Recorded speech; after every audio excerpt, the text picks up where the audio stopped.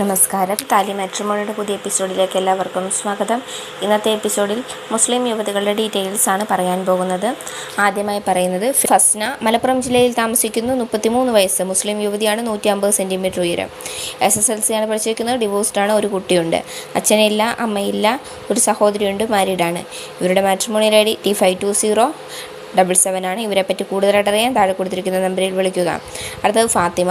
എറണാകുളം ജില്ലയിൽ താമസിക്കുന്നു. 26 വയസ്സ്. മുസ്ലിം സുന്നി വിഭാഗത്തിൽപ്പെടുന്നു. ഡിവോഴ്സ്ഡ് ആണ്. ഒരു കുട്ടിയുണ്ട്. ഡിഗ്രിയാണ് പഠിച്ചിരിക്കുന്നത്.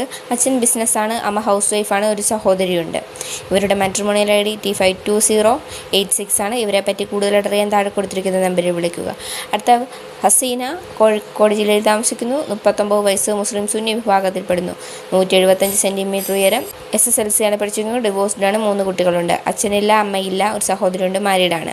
ഇവരുടെ മാട്രിമോണിയൽ ID T5291 ആണ്. ഇവരെപ്പറ്റി കൂടുതലായിട്ട് അറിയാൻ താഴെ കൊടുത്തിരിക്കുന്ന നമ്പറിൽ വിളിക്കുക.